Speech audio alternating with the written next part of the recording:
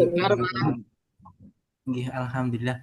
Mohon maaf ini saya coba menghidupkan di video kami tapi kayaknya mati ini videonya. Maksudnya dalam artian saya nggak bisa ngeklik, nggak bisa tampil di wajah saya. Sebelum kita mulai kontrak waktu terlebih dahulu nanti rencana mau kita selesaikan jam berapa? Monggo Bapak Ibu sekalian.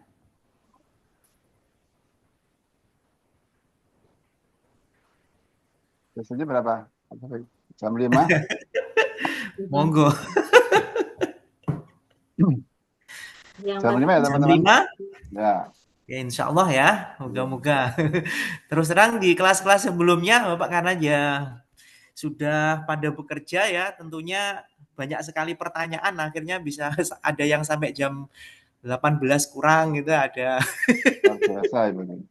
Moga-moga nanti kelas ini nganu ya, lebih cepat lebih bagus nanti ya. Baik, baik.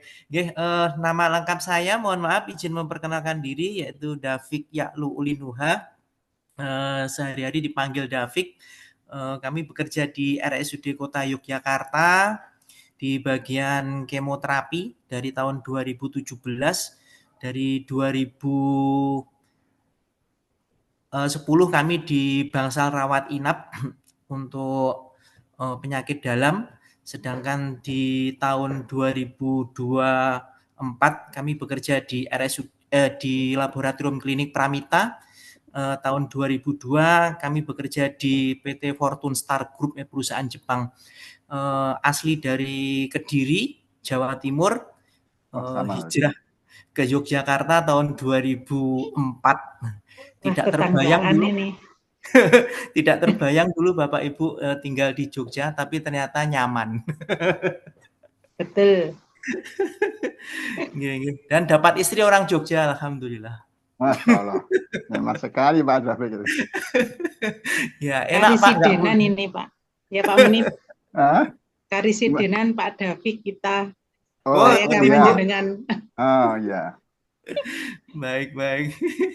Nggih, sekarang tinggal di Rejawinangun, Kota Gede. Monggo nanti Oh, kalau ada waktu silakan bersilaturahmi, nanti terbuka dengan lebar untuk rumah kami. Gitu yang bisa kami sampaikan. Ada yang perlu diklarifikasi atau ditanyakan? salah satu rumpun Pak David. Oh, pundi Bapak? Jadi juga jadi Blitar. Dari mana? Blitar. Oh, Blitar. Blitar. Iya, iya, iya, iya, iya. Oh, iya, iya, betul. Blitar ya. Kalau Dekat arah Tulungagung, Pak. Tulungagung, ya. Nggih. Nggih. Daerah mana nggih? Kinten-kinten. Tulungagungnya Kauman, Pak. Oh, Kauman. Saya ada teman di Tulungagung tapi di daerah Ngunut, Bu. Oh, ngono timur, dekat Pak Munif. Baik, baik. Sebelum dimulai, saya sudah memperkenalkan diri juga nantinya mohon bergantian juga untuk Bapak Ibu juga memperkenalkan diri. Sedikit bocoran sebenarnya udah tahu bahwa ini semuanya dari PKU Kota nggih. Jadi, Ini ada beberapa teman saya ini Mbak Gustiasih ini dulu TKHI sama tahun 2004 sama Pak Erwin ini. Pak Erwin teman di PPNI. Monggo yang ingin duluan mungkin diperkenalkan Pak Munif memperkenalkan diri. oh ini, matur nuwun. Nama saya Muhammad Munif, panggilannya bisa teman-teman Munif. Di ruang kamar operasi sejak 2000 1940 1994 ya. Waduh, senior banget. Ya. Ini dengan kepala Pak David. Iya enggak senior ya bilang. Siap, siap, siap. Tinggal di Ulang. mana ini? Per per saya 30 tahun mulai 12 September kemarin di Masya PKU. Allah, Nah, luar terus biasa. tinggal di Jing, di Mejing Wetan, Mejing. ya Iya, di iya, perumahan. iya. Anak baru 4 dengan istri 1. Luar biasa. Mantap, mantap. Oke, oke, oke. Monggo Ah, lanjut. ya, Nggih.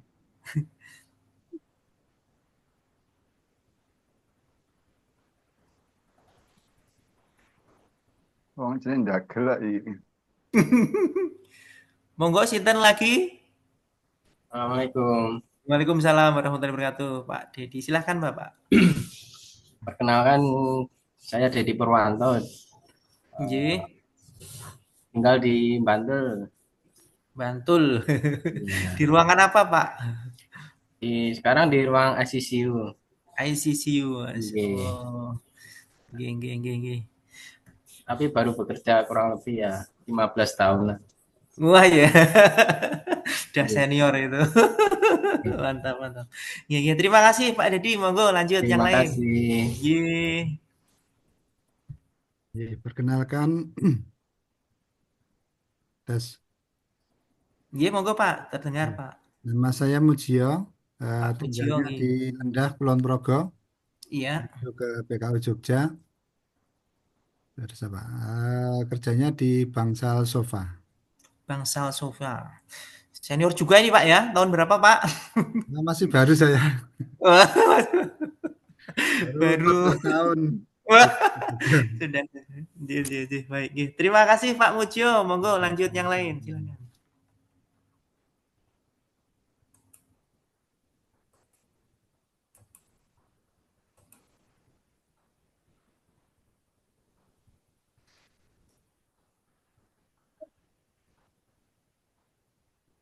Silakan.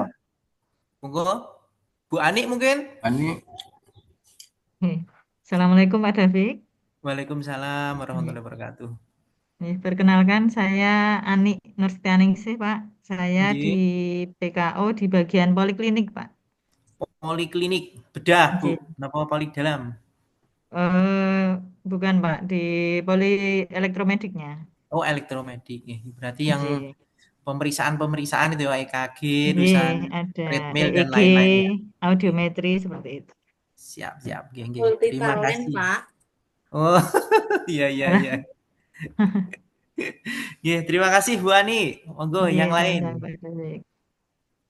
Mbak Gusti harap memperkenalkan diri juga. Ya, Pak David. Assalamualaikum warahmatullahi wabarakatuh, Pak David. Waalaikumsalam warahmatullahi wabarakatuh. Kenalkan, Pak, saya Gustiasi. Oh iya. Monggo. Saya bekerja di RSPKU Jogja. Saya sekarang masih di ruang Arofah. Sudah 16 tahun mengabdi di PKU, Bapak. Nggih, nggih. Udah senior Mbak juga ini Mbak Gusti ini ya. Tua, Masih Pak. tinggal di Godean apa di mana ini Moyudan ya, Mbak? Apa Segan, Sayagan? Pak. Sayagan ya. Oh, ayo telan nggunaku meneh. Iya, nah, kalau ada rambutannya. Baru hijau-hijau. Oh iya, siap. Iya, terima kasih Mbak Teman Gusti. seperjuangan ya, Pak, yo. Iya. Mau daftar lagi monggo, aku tunda dulu. Doanya ya, Pak. Amin, amin. Nggih, Nggih, muga-muga matur berhasil. nuwun. Nggih, Nggih. amin. Assalamualaikum. Waalaikumsalam warahmatullahi wabarakatuh. Bu Wulansari mungkin? Iya, Pak. Nggih, silahkan. Perkenalkan saya Wulansari. Saya di PKU sudah 10 tahun. Baru 10 tahun, Ding. Udah lama Saya juga. saya di ruang NICU. Nicu. Nggih, NICU bayi, nggih. Iya, iya, iya. Tinggal di mana Bu Wulansari? Di Madukismo. Madukismo. Baik, nggih. Nggih. Terima kasih, Bu. Nggih, sami-sami. Monggo yang lain. Pak Dedi belum Pak Dedi ya? Sudah. sampun Oh, sampun. Pak, tadi. Bu Erita? Bantul. Iya Pak, Nggih, monggo Bu. perkenalkan saya Erita. Saya kerja di PKU Jogja di ruang Marwah, jadi kelas Marwah. 3 Putri Bangsal. 3 Putri Bangsal nggih. Heeh, Tinggal di mana, terus Bu? saya tinggal di Jejeran. Nanti Jejeran. kalau pas ke tempat saya nanti tak ampirkan ke sate Pak Pong, Pak. Masya Allah. Asik, Sama. asik. Jawabannya gitu. Luar Tapi biasa ini. Spesial ini Pak David ini. spesial ya. Spesial. Dosen-dosen lainnya nggak dikasih Nggak ditawarin ditawarin. seperti ini. Enggak. Kan dosennya, temennya yang nggak ditawarin loh. Masya Allah.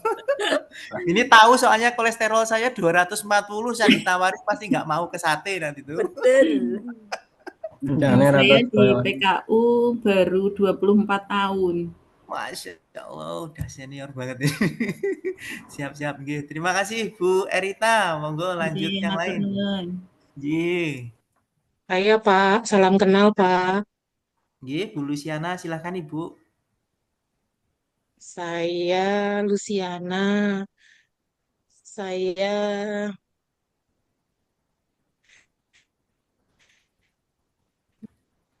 baru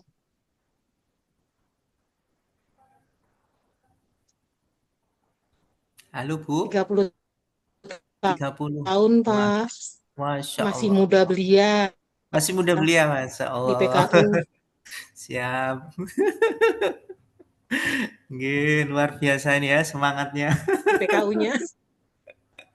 Dalemipun pundi Bu? Sleman City Pak. Sleman City Hall. Luar biasa besar itu Bu. Bukan. Sleman City bagian Balai Catur Pak. Wah, Balai Catur. Nah, Balai Catur kan dekat tempat saya. Itu Balai Catur. Oh, alhamdulillah berarti satu Muhammadiyah. Balai Catur nganu tapi ya Bu, apa itu? Itu ya deket Godean itu ya, bukan Balai Catur yang Gamping, Pak. JEC. Oh, Gamping. Oh, jauh Bu. Maaf Bu, saya kira yang deket JEC situ. Oke. Lanjut. Pak Erwin malah belum ini. Pak Erwin Gamping, silakan Pak. Pak Erwin. Halo Pak Erwin. Saya OTW, Pak. Oh, siap ya udah. Terima kasih. Lanjutkan. Monggo, ada lagi yang belum kah? Iya Pak, Derek Kepang Pak. Nggih, monggo, derek Bu, silakan Bu. Saya Waalaikumsalam. Naning Switanti Pak. Nggih. Biasa dipanggil dengan Naning. Saya dinas di ruang untuk Bangsal kelas 2 putra, putri Nggih. dan kelas 3 putri, ruang isolasi. Mengabdi di rumah sakit PKU 26 tahun. Masya Allah, sudah lama Iya, juga. tinggal Gamping Pak, tetanggaan dengan Mbak Lucy. Ya, Oh, iya. Gamping Sleman. Baik. Gamping. Terima kasih Bu Aning. Sampun sedanten menika? Kenalkan Pak, saya Saloma Pak. Oh, siap Bu, monggo Bu. Saya di bagian ICU di PKU kurang lebih baru 20 tahun. Masya Allah. Saya KTP-nya tetangganya Pak David Ketandan. Mana Bu? Ketandan. Oh iya. Rupanya Dokter Budi Yuli. Oh, nggih, ya betul. Nggih, terus? Tapi tinggalnya di Sleman, Pak. Oh, tinggalnya di Sleman. Nah, kenapa nggak di situ, enak di situ loh, Bu? Slemannya di Jalan Wonosari, Pak. Oh, di Jalan Wonosari. Wah, iya. Dekat kok, Pak. Nggih. Di daerah mananya, Bu? Kalau di Potorono, Pak. Oh, Potorono. Ya, dekat berarti. Nggih, dekat. Kalau Pak Davidnya Rejowinangunnya mana, Pak? Saya itu Rejowinangunnya itu dekatnya Kumham, Bu. Oh, Kumham. Nggih, Kumham barat itu jalan. ke selatan sedikit kan ada BRI itu kiri jalan. Nanti masuk ke barat. Nggih, nanti tanya nama saya pasti nggak kenal orang-orang karena nggak jarang keluar, Bu. Nggih. Nggih, terima kasih Ibu. Nggih. Baik, saya rasa sudah semua nggih, Bapak Ibu sekalian. Mari kita mulai untuk pemberian kemoterapi. Mohon maaf nanti di sini kami bukan berarti menggurui. Saya rasa untuk pemberian kemoterapi sudah banyak mendengar juga. Nanti kalau ada informasi atau pengalaman yang baru atau pengalaman yang lebih dari yang belum kami ketahui, nanti silahkan dibagikan. Di sini saya bersifat memberikan informasi apa yang sudah saya dapatkan sebelumnya. Mohon izin untuk share screen.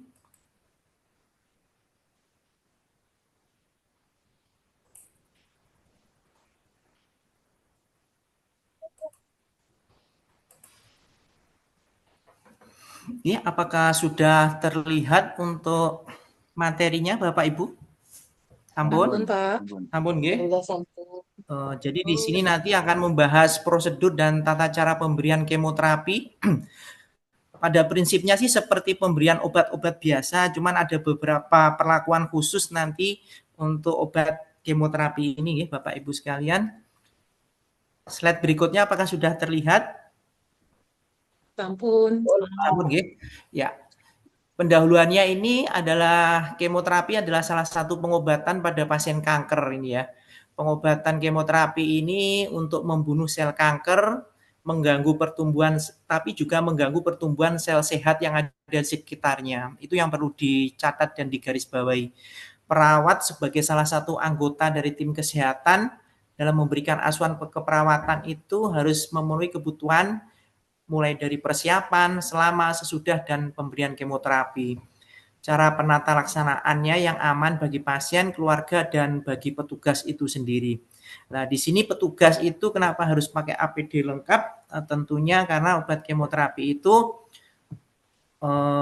bisa berbahaya kalau nanti akumulasi atau menumpuk di dalam tubuh pada orang yang normal.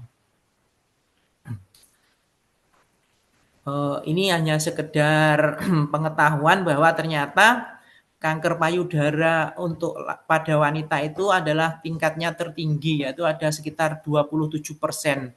Ini berdasarkan data tahun 2009, tapi faktanya di tempat kami saja itu di RSUD Kota Yogyakarta, pasien breast cancer itu untuk payudara pada wanita itu lebih dari 45%. Dan kebanyakan orang Indonesia itu kalau berobat itu sudah terlambat. Jadi terlambatnya biasanya udah pecah, itunya apa itu sudah berbentuk seperti bunga kol dan lain-lain, mengeluarkan bau dan lain-lain, baru periksa. Tapi kalau hanya benjolan, hanya bersifat ada nyeri sedikit-sedikit itu tidak mau diperiksakan. Nah, itu akan lebih sulit tertangani. Tapi dengan tingkat kemajuan yang ada sekarang dan akses untuk ke informasi itu semakin besar, banyak juga wanita di usia subur di bawah umur 40 tahun ada benjolan sudah langsung periksa. Untuk yang laki-laki yang menduduki peringkat pertama tentunya yaitu kanker prostat. Disusul dengan kanker yang lain pada kanker paru, misalkan pada bronkus, kanker kolon atau rektum hanya sekitar 10%. WHO memprediksi ada peningkatan 50% pada kanker 20 tahun ke depan. Ini tuh terbukti ya di RSUP Dr. Sarjito itu kemarin salah satu dokter hemato-onkologi menyampaikan bahwa beliau itu bisa menanganin kasus baru itu satu hari itu di atas 50 orang. Kasus baru itu Bapak Ibu. Sedangkan kasus lama itu pasti sangat banyak sekali. Kasus baru aja di atas 50 itu sangat tinggi sekali itu ya. Obat kemoterapi sangat berbahaya, makanya perlu penanganan secara khusus.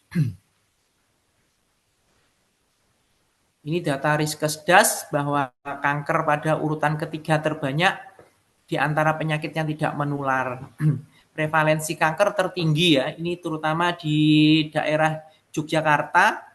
Makanya di Yogyakarta kemarin itu dijadikan pilot project untuk pencatatan kankernya atau dikenal dengan nama kanker registry. Di sini nanti akan disampaikan apa itu kebiasaan dari pasien tersebut, data-data macam-macam itu akan dikumpulkan dan akan ditarik suatu kesimpulan. Nantinya kesimpulan itu akan didapatkan penyebabnya apa sih di Jogja itu tinggi. Apa sering mengkonsumsi makanan laut misalkan ya yang diawetkan atau bagaimana. Sementara belum ada kesimpulan yang bisa disampaikan. Kita mengulang lagi apa itu kanker. Kanker itu yaitu penyakit yang disebabkan ketidakteraturan perjalanan hormon yang mengakibatkan tumbuhnya daging pada jaringan tubuh yang normal atau sering dikenal dengan tumor ganas. Nanti dibahas akan kita di bawah ini akan kita contohnya ini. Jadi kalau di sini itu gambarannya begini Bapak Ibu. Untuk benign atau tumor jinak, sedangkan malignan itu tumor ganas. Kalau benign, dia itu tidak berkembang dan tidak merusak jaringan sekitar. Berkembang itu maksudnya tidak tumbuh. Jadi hanya bersifat membesar begitu. Misalkan contohnya seperti BPH itu ya. Jadi BPH itu jinak, benign prostate hyperplasia. Dia tidak mengalami atau tidak merusak sel yang ada sekitarnya, tapi selnya itu membesar. Tapi ada juga BPH itu yang berubah atau menjadi keganasan. Begitu di pemeriksa patologi anatomi, di situ ditemukan adenokarsinoma pada daerah prostat. Itu bisa terjadi karena adanya provokasi atau faktor pencetus yang lain. Kanker yang ganas atau tumor yang ganas ini berkembang di sebelahnya jaringan yang bagus. Dia berkembang semakin hari itu semakin jelek. Jadi anak cucunya itu bukan semakin bagus, tapi begitu membelah dia menjadi sangat jelek. Makanya kalau kita mengetahui kanker yang sudah lama tidak tertangani atau terobati, itu lukanya itu bisa menimbulkan bau yang busuk, atau kadang jaringannya menjadi ini ya, apa itu kalau kita melihat misalkan payudara itu ada yang berbentuk seperti bunga kol itu ya. Dia karena berkembang semakin hari semakin jelek. Beda dengan sel pada manusia. Apa sih pengobatan atau yang bisa dilakukan untuk terapi modalitas pada kanker? Sebenarnya bukan hanya kemoterapi itu hanya sebagian saja. Yang pertama adalah pembedahan. Tapi tentunya pembedahan itu kan tidak bisa memastikan bahwa nanti itu sel kankernya itu nggak akan lari. Ya, jadi kanker ini tuh licik gitu ya. Istilahnya dia licik dan pintar gitu kan. Begitu diserang dia akan menghindar atau segera lari ke tempat yang lain. Radioterapi bisa dijadikan alternatif. Terapi hormonal relatif tidak menimbulkan efek samping yang berat sehingga menjadi alternatif pilihan untuk pasien-pasien yang ada kanker pada payudara atau mungkin saluran reproduksi. Yang kelima yaitu molekular targeted therapy. Misalkan stem cell mulai dikembangkan ya di Indonesia, istilahnya cangkok sumsum tulang gitu kan ya. Yang saya ketahui selama ini yang sudah mengerjakan itu yaitu Karyadi sama Cipto Mangunkusumo. Ada pasien kami satu yang dilakukan cangkok pada sumsum tulang belakangnya. Jadi sumsum tulang belakangnya itu diambil, punya orang lain terus dibiakkan, dikondisikan sebagaimana mungkin, begitu siap nanti akan disuntikkan kepada orang yang kena kanker tersebut. Hasilnya sih alhamdulillah masih bagus ya selama ini. Sudah 2 tahun lebih. Biayanya berapa? Mahal sekali ya biayanya. Dia itu sampai ngumpulin donasi itu bisa sampai habis sekitar kemarin itu donasi terkumpul sekitar 1 miliaran. Nah ini tadi yang saya sebutkan hijau-hijau ini adalah kanker ya itu ya, misalnya sel-sel kankernya. Nah sel kanker itu begitu dioperasi gitu ya, dia kadang itu ada yang lari dia tuh yang lari. Kecil, bagian kecil aja satu sel kecil lari itu dia itu nanti larinya kemana? Misalkan ke paru-paru. Dia nanti akan mengumpulkan gitu kan ya, akan nyaman dulu tempatnya. Dia kalau tidak punya makanan nanti akan membentuk pembuluh darah sendiri. Nanti dia punya ilmu pembuluh darah, membuat pembuluh darah sendiri sehingga dia nanti untuk berkembang biak. Nah, ini tadi yang saya sebutkan ini adalah ilmu atau aji-ajian dari dari kanker ya, dia itu punya ilmuwan namanya angiogenesis ya. Angiogenesis ini adalah kemampuan dari sel kanker atau tumor ganas ini untuk membentuk pembuluh darah sendiri. Makanya kita mengetahui kalau pas rawat luka pada pasien kanker, terutama kanker payudara atau kanker-kanker yang lain, kadang jaringannya itu terkesan rapuh gitu ya. Baru dibuka kasanya gitu aja udah perdarahan atau bleeding di mana-mana. Nah, itu kemungkinan besar adalah pembuluh darah yang dibuat oleh sel kanker, bukan pembuluh darah asli dari manusia, ciptaan Allah itu ya, ciptaannya kanker. Nah, di sini kemoterapi itu sendiri adalah salah satu pilihan pengobatan kanker sebagai pengobatan sistemik pada tumor yang solid maupun metastase. Tumor atau kanker bisa dibedakan menjadi dua, yaitu kanker yang solid, misalkan ya kanker payudara, kanker kelenjar getah bening, kanker kepala leher, nah itu solid. Kalau yang non solid itu berarti seluruh jenis kanker pada darah, misalkan leukemi, akut leukemi, dan kronik leukemi, ya itu merupakan kanker yang non solid. Obat kemoterapi atau obat antineoplasma atau obat sitostatika adalah suatu obat yang mencegah perkembangan, pertumbuhan, dan proliferasi dari sel yang malignan atau ganas. Obat sitotoksik yaitu kemampuan suatu zat kimia untuk merusak sel atau mencegah sel untuk memperbanyak diri atau multiplikasi. Pengobatan kemoterapi ini bisa dikategorikan yaitu pengobatan induksi, yaitu untuk terapi yang cepat mengecilkan tumor atau jumlah sel kanker. Yang kedua yaitu terapi adjuvan. Adjuvan itu diberikan setelah tindakan bedah atau radiasi. Kemoterapi primer yaitu langsung untuk pengobatan utamanya. Kemoterapi neoadjuvan sebelum dan sesudah pengobatan bedah atau radiasi. Makanya dari sini Bapak Ibu sekalian nanti akan menjumpai pasien yang datang ke bedah umum atau bedah onkologi, itu ada yang baru datang terus nanti dirujuk langsung dilakukan kemoterapi, ada yang begitu datang langsung dibedah baru dilakukan kemoterapi. Nah, itu yang membedakan apa? Tentunya dokter punya pertimbangan sendiri bahwa untuk pengobatan yang neoadjuvan sebelumnya dilakukan kemoterapi dulu baru nanti dibedah supaya akar dari kanker tersebut itu mengumpul sehingga batasnya menjadi jelas dan waktu dibedah itu akan lebih gampang.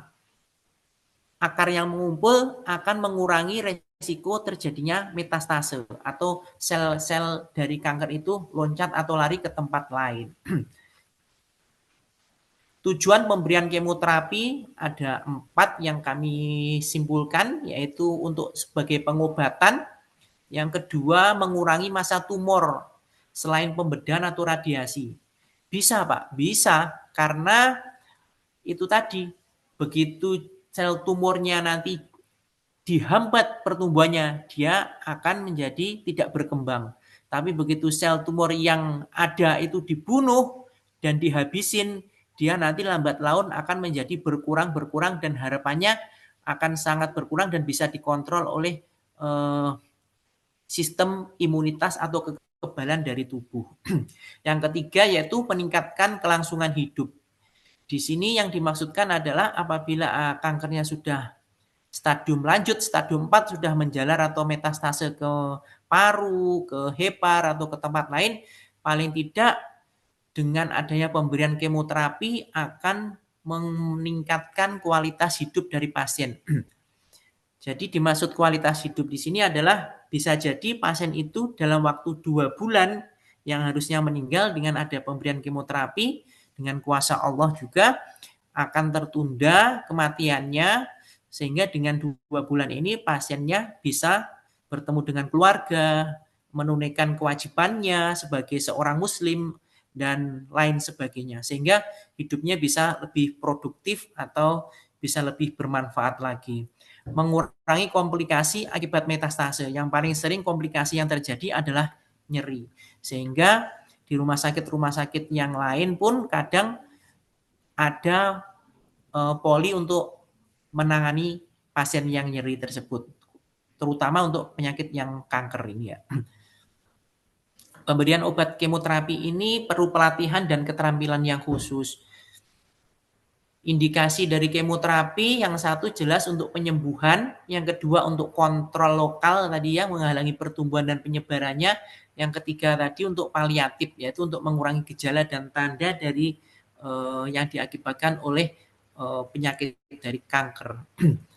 Nah, ini lama pemberian kemoterapi itu tergantung dari jenis obatnya. Yang dimaksudnya itu adalah ada obat yang diberikan itu habis dalam waktu 30 menit. Ada juga yang obat yang diberikan habis dalam 90 menit, tapi ada obat yang harus diberikan selama 24 jam atau 20 jam. Nah, kalau pasien yang diberikan obat 24 jam mau tidak mau berarti pasiennya harus mondok. Karena yang rawat jalan hanya sampai maksimal 8 jam. Kecuali kalau dirawat jalannya itu kemoterapinya 2 shift misalkan. Jadi bisa sampai 14 jam mungkin atau 15 jam. Yang kedua tergantung diagnosis dan stadium. Semakin tinggi stadium tentunya pilihan obatnya juga akan semakin lebih tinggi. Sehingga bisa membuat obat atau regimen yang diberikan itu semakin banyak. Misalkan kalau stadium 1 hanya sekitar 2 obat, kalau stadium 3 atau 4 bisa 3 atau 4 macam obat bisa seperti itu. Yang ketiga rata-rata setiap obat diberikan selama 1-2 jam ya. Dan pasien mendapatkan 2-3 jenis obat. Ini periode kemoterapi. Periode kemoterapi itu pemberiannya untuk yang umum ya, ini kami bahas umum itu ada 6-8 siklus. Apa ada yang sampai 12 siklus? Ada, contohnya misalkan pada kanker kolorektal yang rawat jalan itu bisa sampai 12 siklus. Jarak dari siklus yang pertama, kedua, ketiga, sampai ke-8 itu bervariasi tapi umumnya adalah 21 hari.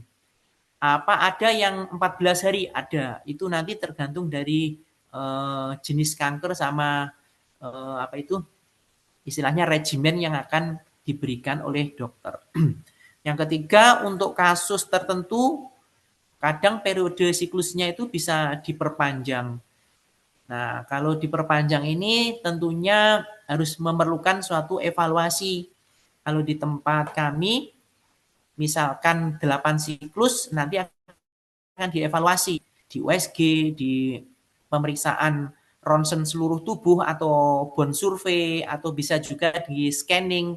Nah, begitu ada metastase di paru, atau misalkan di hati atau di tulang, ya berarti kemoterapinya akan ditambahin lagi. Tapi kalau di pemeriksaan tersebut semuanya bersih, tidak ditemukan tanda keganasan atau metastase, berarti bisa jadi pengobatannya berganti ke pengobatan hormonal yang dilakukan rutin tetepan untuk kanker payudara, tiap bulan harus tetap rutin dilakukan pengobatan.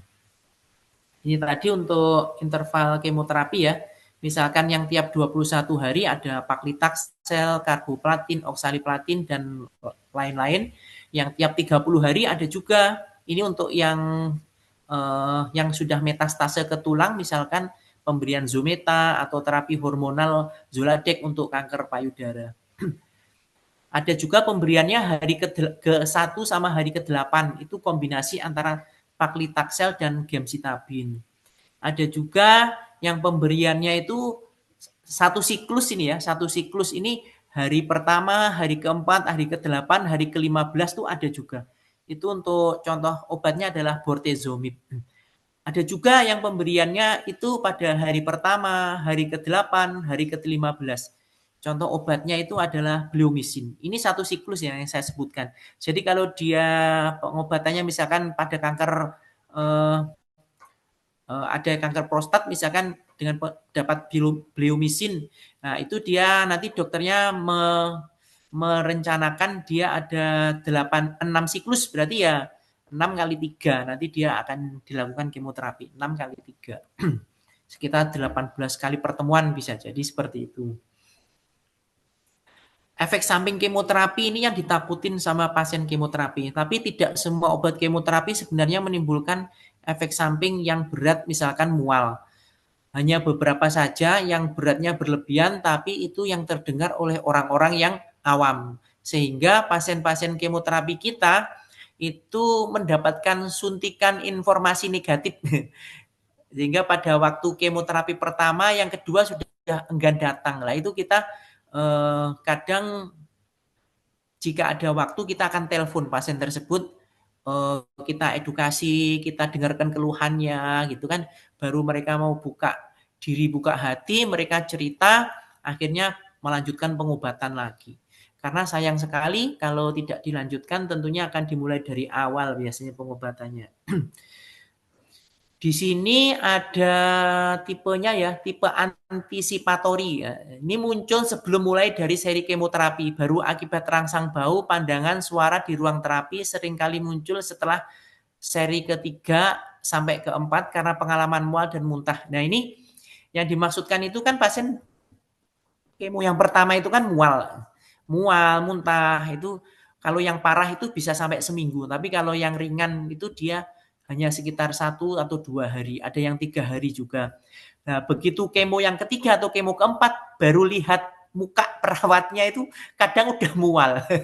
Baru lihat muka perawatnya itu kan ya.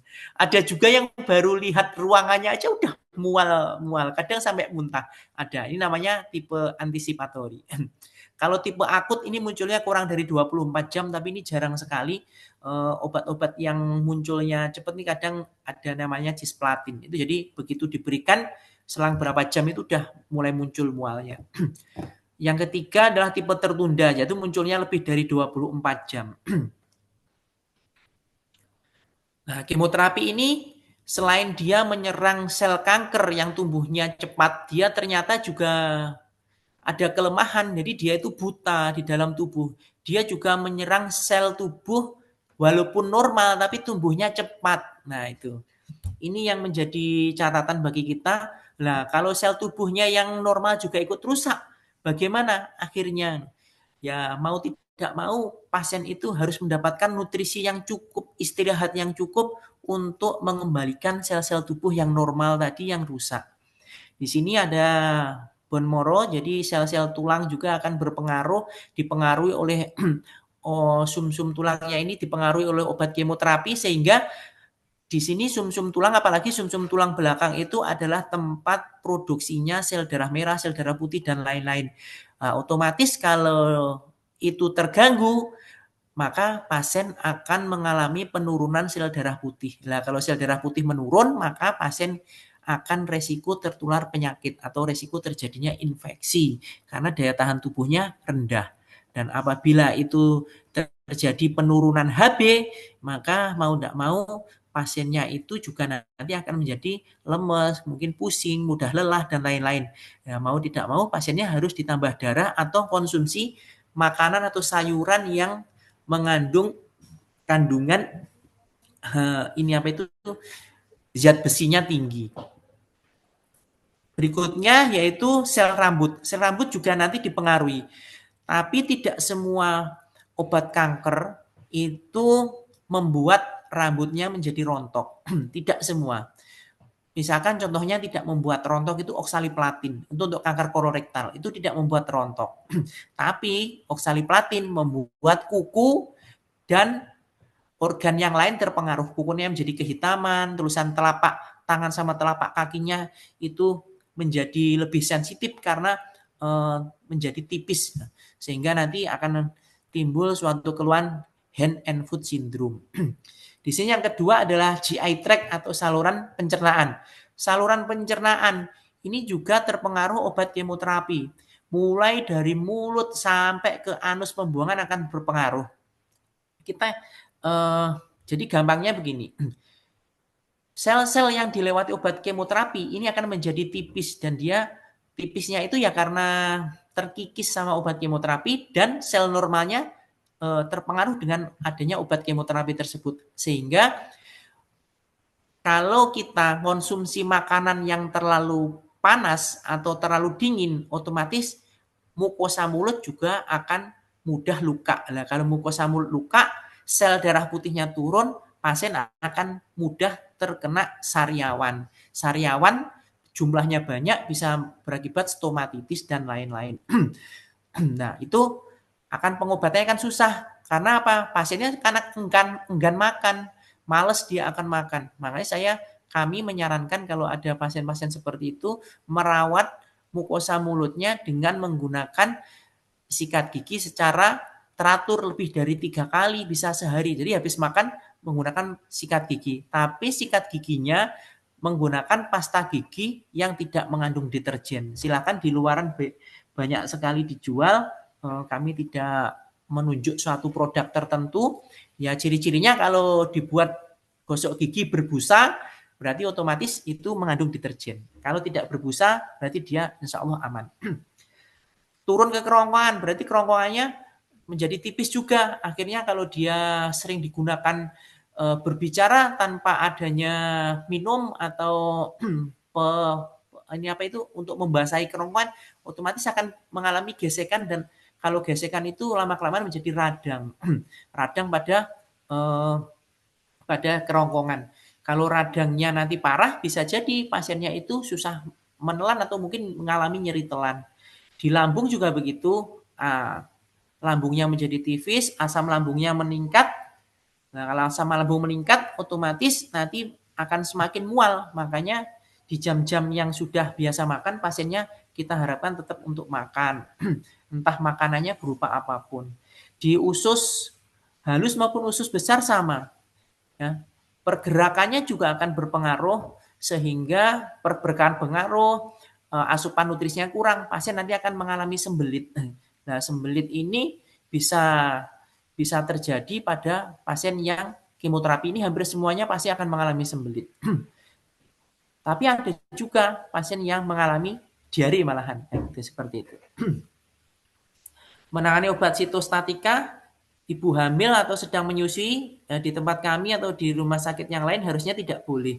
Di tempat kami kalau ketahuan hamil, tidak diperkenakan untuk memberikan obat kemoterapi sampai dia nanti selesai menyusui. Jadi kurang lebih kita pindah tempatnya atau unit kerjanya di tempat yang lain selama 2 tahun.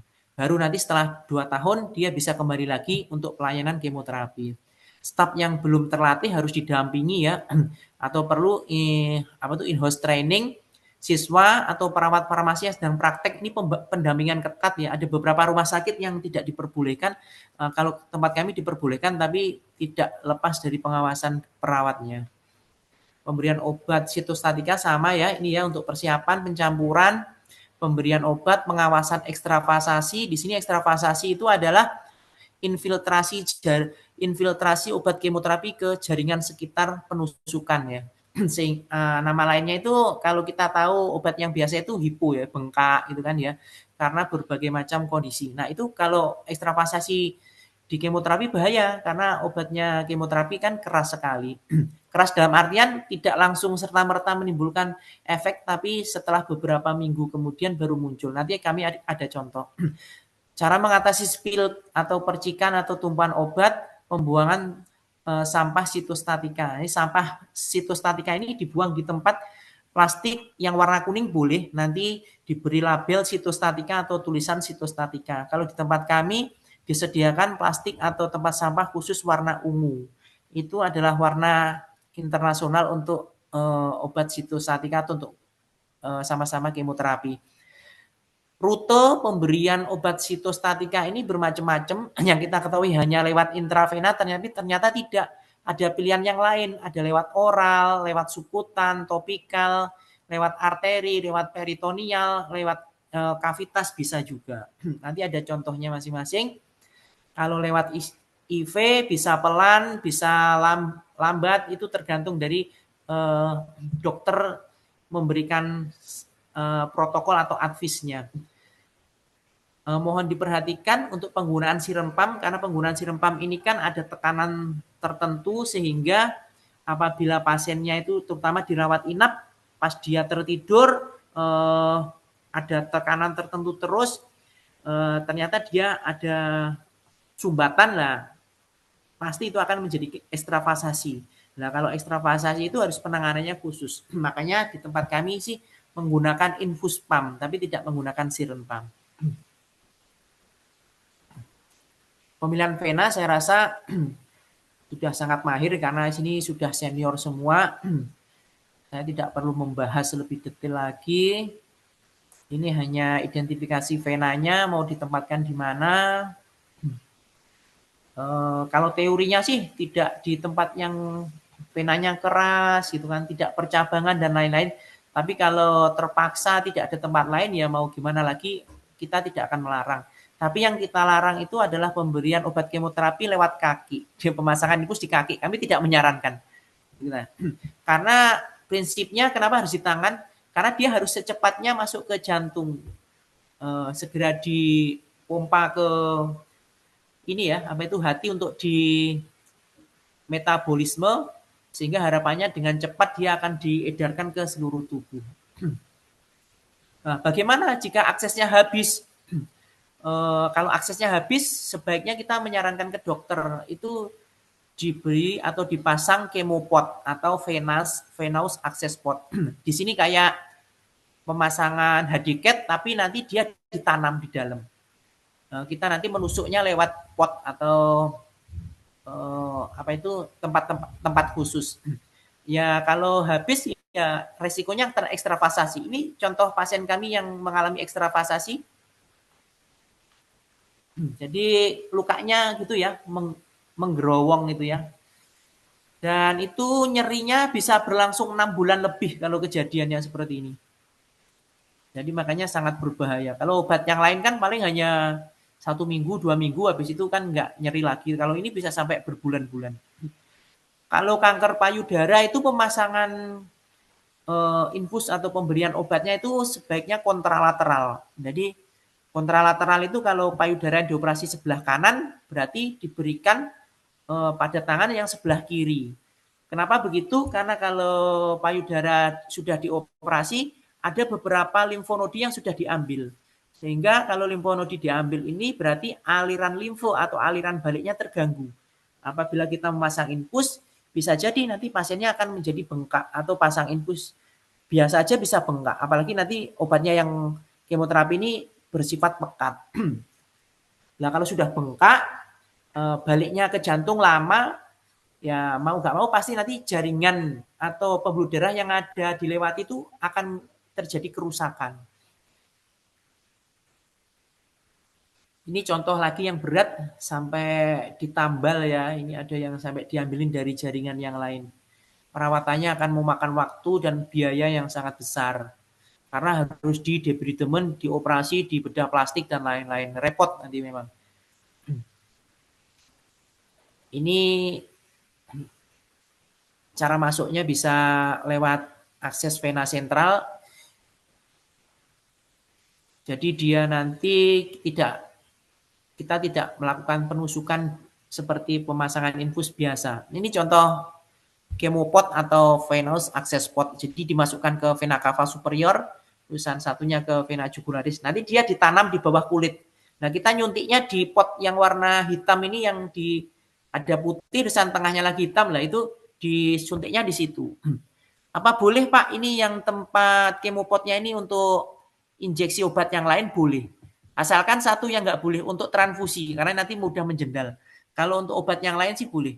Ini kalau dari pabrikan tertentu bisa memberikan garansi sampai 2000 tusukan. Itu ada yang memberikan garansi. Tapi di tempat kami nggak akan selama itu. Paling hanya beberapa bulan aja itu kemoterapi itu paling hanya sekitar paling banyak yaitu 30 atau 34 kali kemoterapi nanti udah. Ada yang mau dilepas, ada yang tetap ingin ditanam. Teman kami ada yang sampai sekarang udah 3 tahunan tetap ditanam, nggak ada masalah. Ini tadi pemberian kemoterapi lewat intrakavitas ya, di dalam suatu rongga gitu, dimasukkan obat dan nantinya dia bisa dikeluarkan lagi. Nah, kalau ini untuk intratekal, biasanya diberikan untuk anak-anak. Anak-anak di sini yang memberikan kalau di Indonesia dokter spesialis anak, subspesialis onkologi biasanya. Ini untuk kanker darah. Kalau di luar negeri untuk pemberian intratekal ini sudah boleh dilakukan oleh perawat spesialis onkologi. Jadi dia kalau di negeri Belanda kemarin kuliahnya sampai 8 tahun. Dia S1, lulusan ambil profesi, lulusan ambil subspesialis untuk kemoterapi, lulusan uji kompetensi lah itu. Nanti dia boleh memberikan. Makanya mereka kaget. Kalau di luar negeri itu perawatnya udah memberikan advice untuk kemoterapi, malah nanti dia nulis advice untuk dokter umumnya untuk mengevaluasi keadaan umum dari pasien. Itu di Belanda udah seperti itu, di Jerman udah seperti itu, di Indonesia tinggal nanti nunggu kapan. Tergantung dari ini ya, apa itu SDM-nya.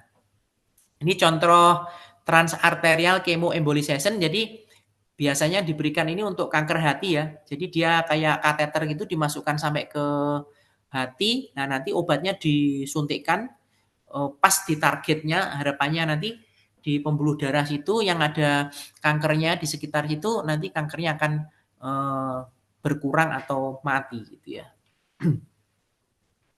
Kalau ini hipertermik intraperitoneal kemoterapi itu pemberiannya sekaligus pas waktu pembedahan, misalkan kolorektal gitu ya, dilakukan pembedahan oleh bedah digas, dia bekerja sama dengan dokter yang menangani kemoterapi, nanti obat kemoterapinya ini dilakukan atau diberikan pada suhu tertentu. Misalkan suhunya 40 derajat, nanti dia dimasukkan selama berapa menit, nah nanti bisa dikeluarkan lagi obatnya, kemoterapinya, pembuluh apa itu organ-organnya dicuci kembali sehingga jaringan yang ada di sekitarnya tidak mengalami kerusakan yang berat.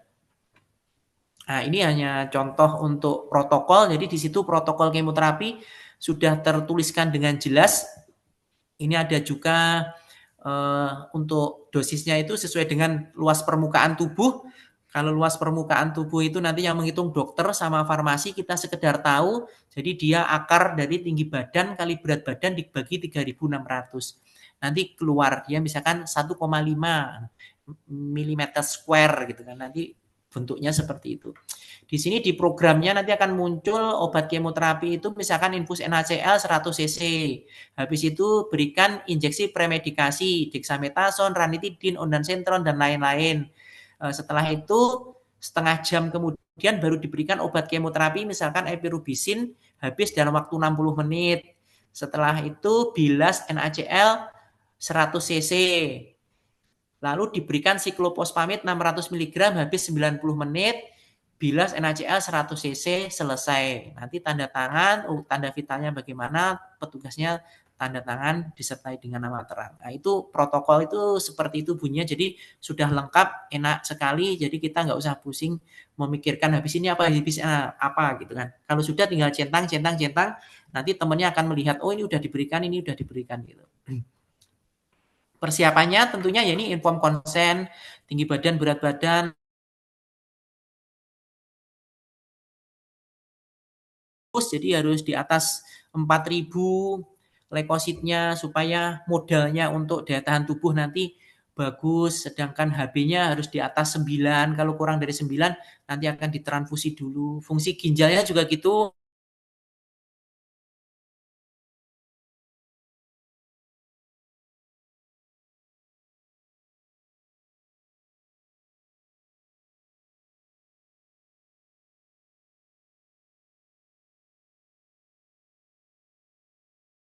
Ginjal ya ini itu yang fungsi hati tadi yang SGOT SGPT. Kalau karena hati ini adalah tempat untuk memetabolisme dari obat kemoterapi sehingga dia harus memecah-mecah obat kemoterapi itu menjadi protein-protein yang berguna bagi tubuh dan nanti akan diedarkan. Nah, protein itu kalau belum dipecah-pecah nanti tidak akan berfungsi sebagaimana mestinya seperti yang diharapkan. Dan yang tidak berguna nanti akan dibawa ke ginjal, begitu akan dicuci. Nah, makanya fungsi ginjalnya juga harus bagus atau harus normal. Jadi uriumnya harus di bawah 100, sedangkan kreatininnya tidak boleh lebih dari 2 nilainya. Kalau lebih berarti ya harus diperbaiki dulu. Kecuali kalau dokternya 2, dosen kreatininnya 2, uriumnya 70, dokternya berani memberikan advice dulu misalkan bilas dengan NaCl 500 cc dulu baru nanti obatnya diberikan, monggo. Itu tergantung dari dokter DPJP.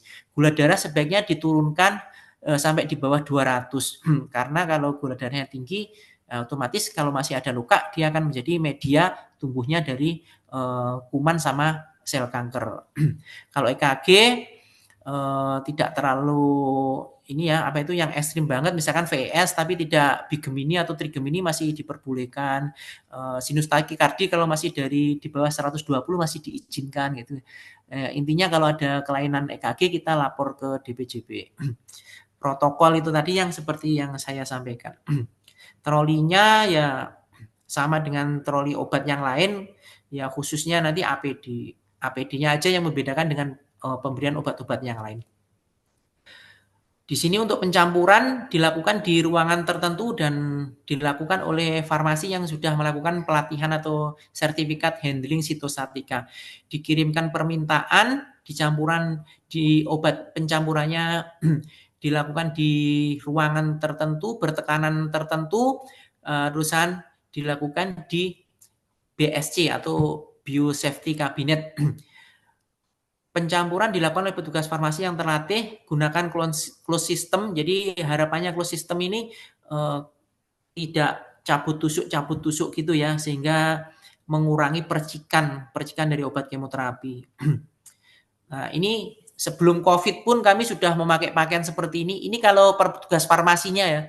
Kalau kami tidak memakai yang sampai berlapis 3 lebih itu ya. Kami hanya memakai yang 3 lapis ya. Kami baju biasa, terusan pakai jubah, terusan pakai apron yang kedap air. Itu sebisa mungkin sih seluruh kulit tertutupi. Jadi kita pakai Google kacamata, pakai maskernya itu rangkep 2 kalau masker bedah, kalau pakai N95 boleh 1. Handscoon-nya juga sebaiknya double 2 juga. Kalau bedah tipis, kalau yang tebel ya cukup 1 aja. Ini ruangan handling sitostatikanya.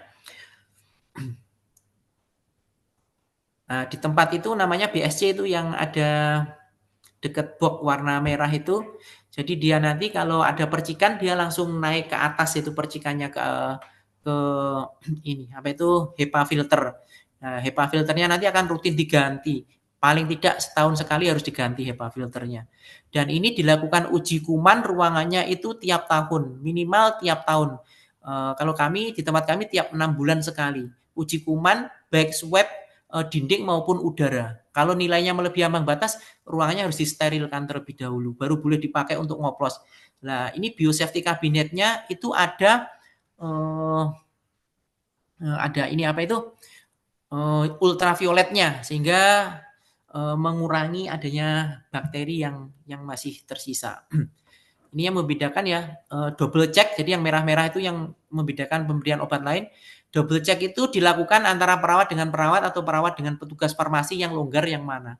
Kalau tempat kami hanya 2 orang, kalau tempat pas ambil darah di bank darah ya saya double check dengan petugas farmasi. Tapi sebaiknya sih perawat dengan perawat sebelum diberikan ke pasien. APD tentu harus sesuai dengan standar. Ini yang berikutnya, yang kedua yang membedakan adalah kepatenan vena. Kepatenan vena ini ngeceknya itu dengan cara gini. Jadi Bapak Ibu sekalian, kalau pernah melihat infus itu keluar darahnya itu ya, kadang kalau dibawa kamar mandi itu kan keluar darahnya lewat selang. Nah, itu sebenarnya aksesnya paten. Nah, ini kalau tapi kalau dibiarkan lama kan clotting ya. Kalau dibiarkan lama clotting. Nah, tapi kalau tempat kami itu habis dari kamar mandi keluar itu kami senang, berarti masih itu ada tuh aksesnya masih paten itu pembuluh darahnya, atau blood return-nya positif, namanya blood return untuk pemeriksaannya. Kalau blood return-nya nggak muncul ya kita lihat dulu bengkak apa tidak gitu kan. Kalau terjadi bengkak ya berarti harus ganti. Kalau nggak muncul blood return-nya, pembuluh darahnya besar, kami juga biasanya ganti. Tapi kalau pembuluh darahnya kecil kadang blood return-nya sih keluarnya susah, lama gitu baru keluar. Untuk obat infus kemoterapi khusus ya. Kalau kami menggunakan Intravik, jadi dia free PVC atau sehingga obat kemoterapi itu kalau pakai infus biasa itu mengkorosi atau dia itu menggerogoti selang kemoterapi lah. PVC-nya itu kalau masuk ke dalam darah atau tubuh manusia jumlahnya menumpuk banyak ya bisa memicu kanker. Itu makanya yang sangat berhati-hati kita memberikan. Obat kemoterapi itu diberikan dengan tertutup plastik warna hitam atau gelap lain karena susunan kimianya mudah berubah kalau terkena sinar matahari langsung. Nah, kalau tidak ada ya kami modifikasi, kami pakai plastik warna hitam itu yang untuk ini polybag itu ya, polybag. Oh, bukan polybag, istilahnya untuk yang di tanaman-tanaman itu, untuk menyemaikan tanaman itu plastiknya yang kecil-kecil itu kami pakai seperti itu biar lebih murah. Karena kalau pakai infus set dan lain-lain yang satu set itu harganya mahal. Nah, infus setnya sih idealnya sih memang juga tertutup ya warna hitam atau gelap. Tapi ya itu sekali lagi Bapak Ibu sekalian mengerti kalau BPJS itu klaimnya kan sedikit sekali ya. Jadi kalau kita pakai yang infus setnya yang gelap itu harganya udah di atas 150.000. Nanti budgetnya berapa nggak nutup, nanti rumah sakitnya bisa rugi. Itu. Untuk oral sebaiknya yang megang pasiennya sendiri, kalau keluarga yang pegang sebaiknya pakai handscoon. Kalau pasiennya sendiri nanti aman dia langsung diminum. Nah, kami sarankan kalau ada kemo oral nanti buangnya di tempat kami, jadi dibawa pas waktu kontrol. Tapi kalau mau dibuang di rumah, kami minta untuk segera ngerendam di air sabun apapun nanti dia akan membuat netral. Dari obat kemoterapi kurang lebih ya 10-15 menit direndamnya, baru dibuang di tempat biasa.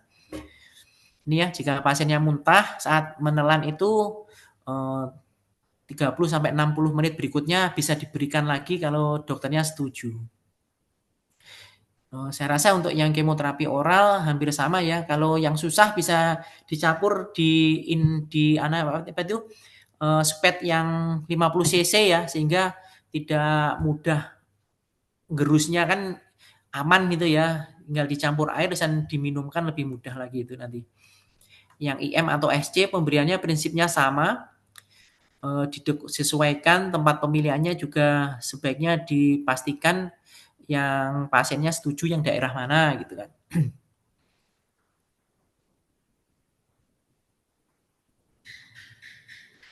Ini untuk pembuangan sampah kemoterapi. Tadi sampahnya sampah khusus atau sesuai dengan aturan rumah sakit. Semua petugas yang terlibat harus dilatih menangani sampah kemoterapi, beri label atau tanda sampah kemoterapi, tidak boleh didaur ulang.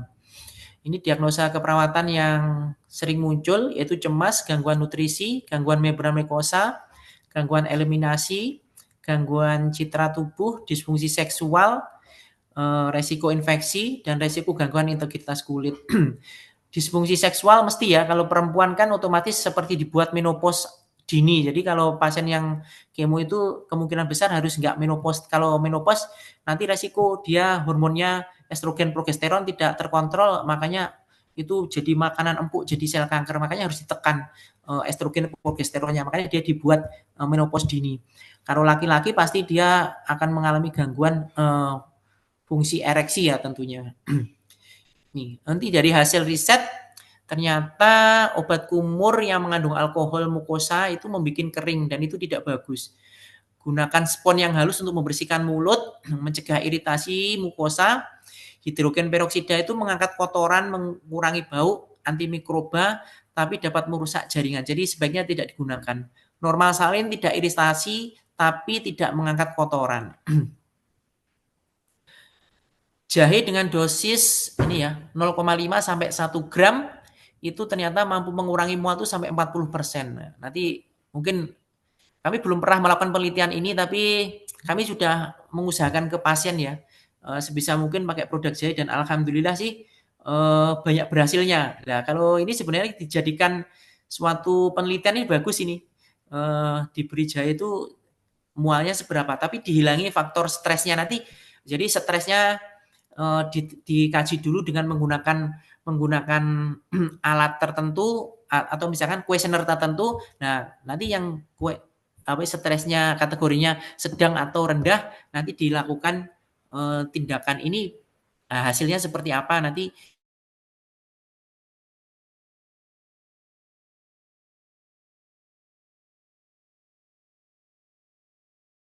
dilakukan penelitian. Es krim ternyata juga anemia juga ternyata pada pasien. Ini slide yang paling ditunggu-tunggu nih, udah lebih ya jamnya, jam 5:07, molor 7 menit dari yang kita sepakati. Perawat harus memahami seluruh aspek terkait dengan pemberian obat sitostatika.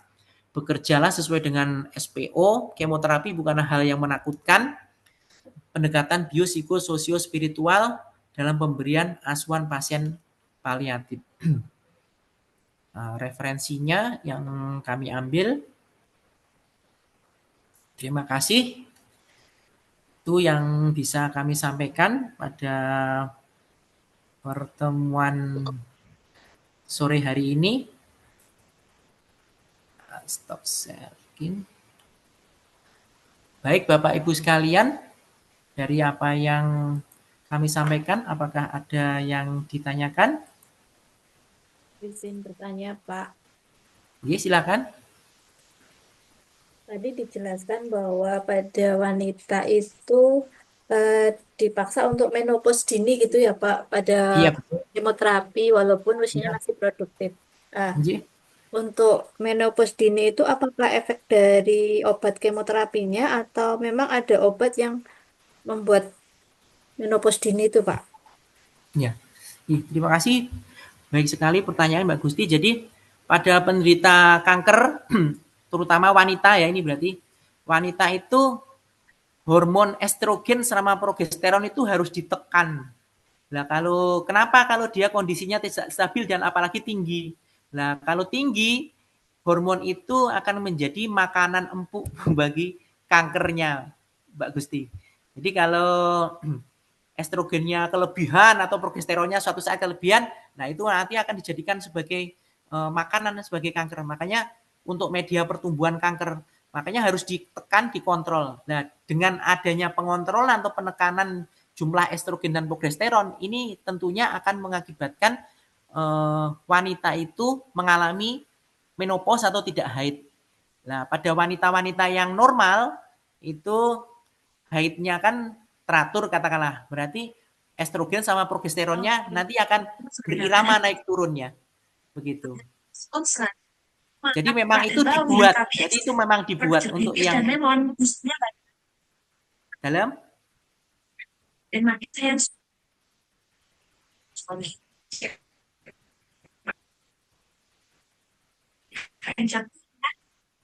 ya, ya.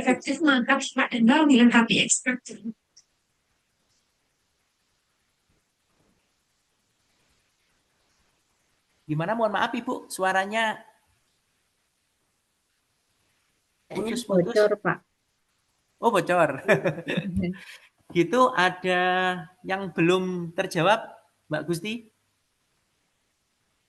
Nggih, matur nuwun Pak David atas penjelasannya. Jadi memang dibuat untuk menopause. Ada obat kemoterapi yang berefek menopause, tapi nanti setelah selesai kemoterapi misalkan 8 siklus, di USG, di ronsen, di scanning, semuanya normal, pasien yang mengalami kanker payudara nanti akan diberikan obat hormonal. Makanya dapat terapi hormonal itu tiap bulan, tiap hari harus diminum. Nanti tiap bulan dia akan diberikan suntikan untuk tambahan tekanan terhadap hormon estrogen sama progesteron. Tapi untuk kanker yang lain, misalkan pada kanker kolorektal atau kanker yang lain, biasanya untuk terapi hormonal itu diberikannya itu ada, tapi nggak serutin seperti pada pasien yang kanker payudara. Begitu. Pak, izin bertanya.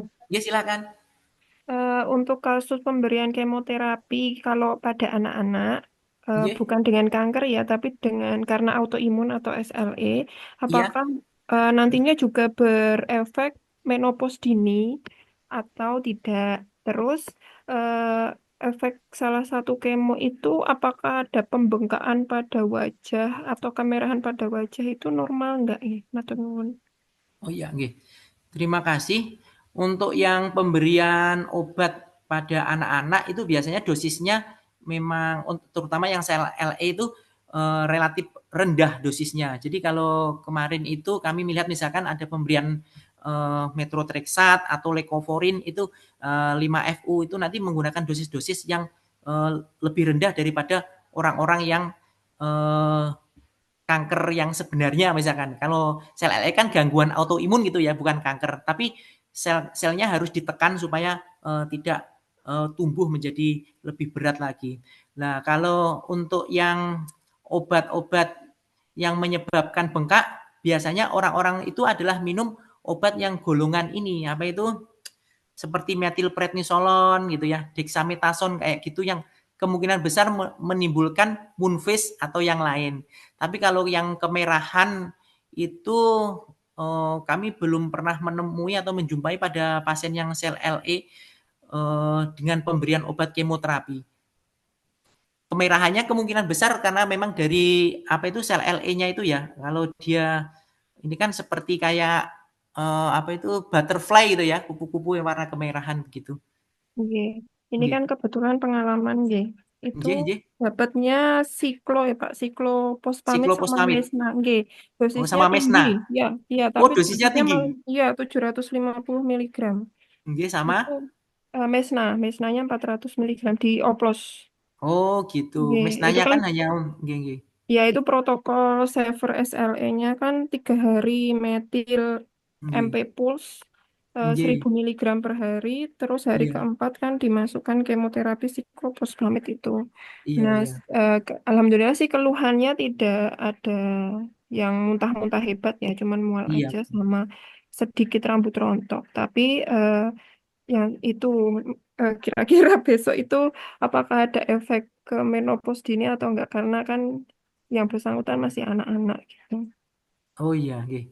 Nggih, untuk yang itu kan ada beberapa ini ya, apa itu, obat-obat kemoterapi saya rasa itu di formularium nasional atau Fornas itu udah dipilihkan oleh dokter ahli onkologi semuanya, dia akan memilihkan obat-obat yang ini apa itu, yang sesuai dengan penyakitnya. Itu sekarang pasiennya masih menstruasi apa tidak? Baru aja Baru menstruasi. mulai ya? Ya, karena Oh masih iya. anak-anak banget. Oh iya. Nggih. Kalau sudah selesai obatnya nanti tidak akan menimbulkan menopause dini itu, Bu. Oh iya. Iya, jadi maksudnya kalau sudah selesai pemberian terapi itu nanti dia akan normal kembali. Malah kalau ada yang ingin hamil lagi, misalkan setelah terapinya selesai semuanya bersih, dok saya mau hamil lagi. Lah itu didiskusikan secara baik, nanti dokter akan memilihkan terapi yang tepat. Jadi masih ada yang bisa hamil lagi. Kemarin pasien kita aja kemoterapi sudah selesai, baru terapi hormonal ada yang hamil. Tapi sama dokternya, aduh kok nggak bilang-bilang gitu kan. Kalau bilang kan lebih bisa direncanakan gitu ya. Walaupun nanti pada akhirnya kan pasien itu keguguran.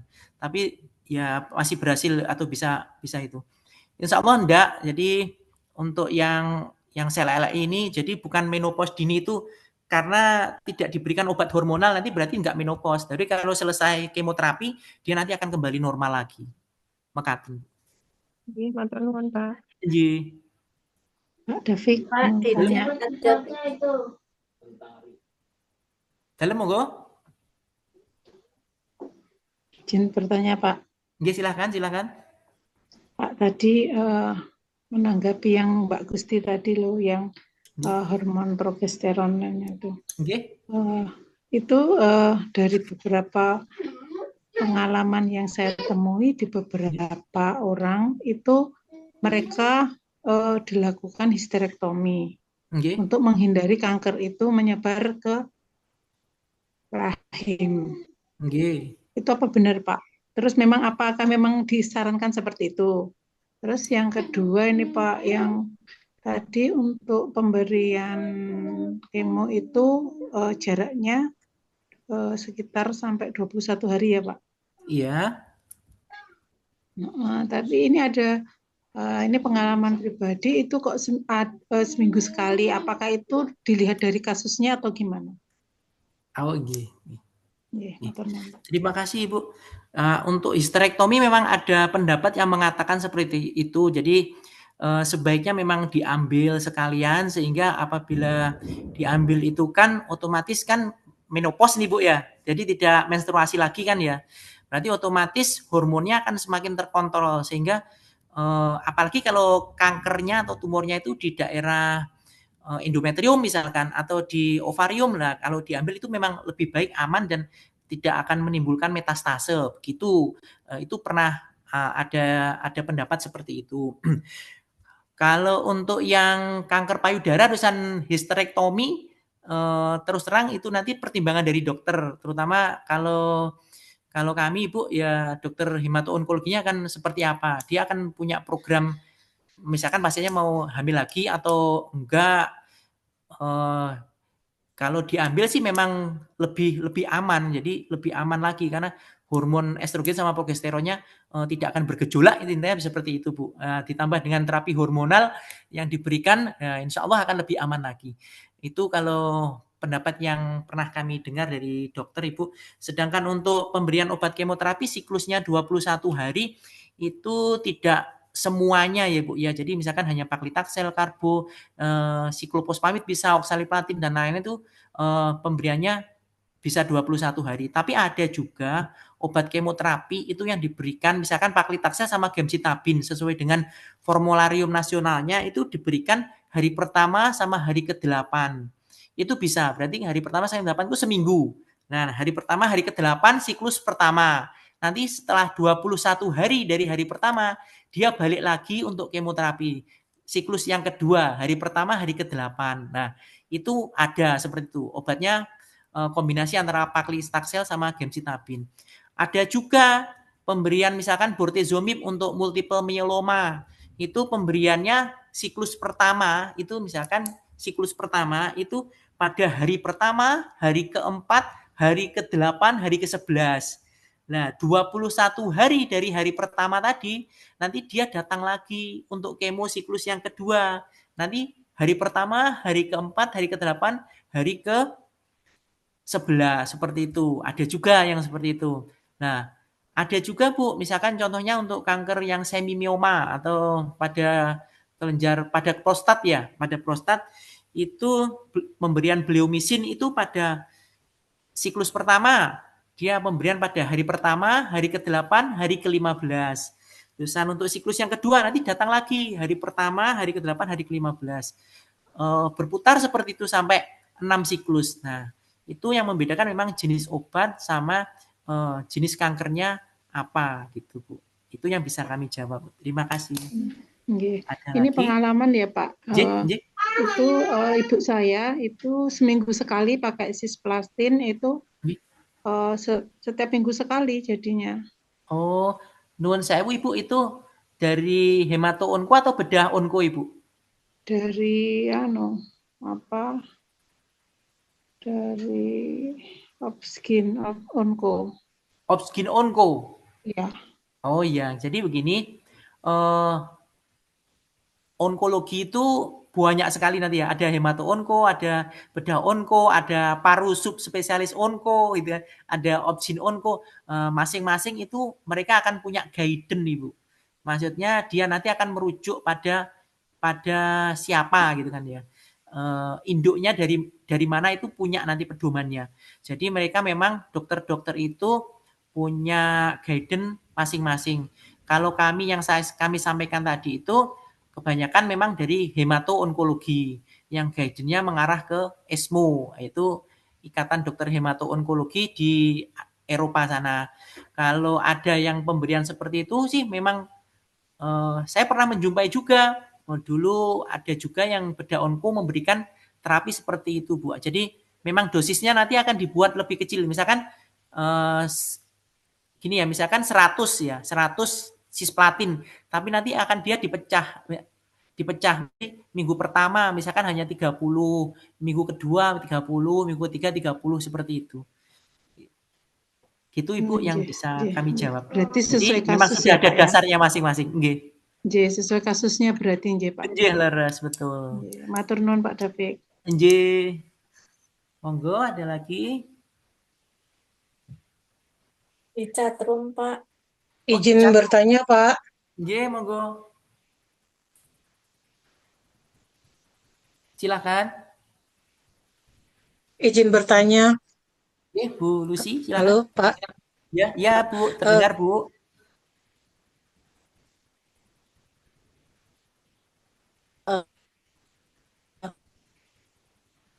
Putus ini, Bu. Untuk pemberian obat-obat, untuk pemberian obat isi. Halo? Halo? Ibu mohon maaf putus-putus. Ya, Pak. Atau mungkin yang lain Pak, biasanya yang lain bisa mendengar, bisa disampaikan ke saya? Mungkin Bu Gusti bisa mendengarkan? Putus-putus juga, Pak. Oh, putus. kalau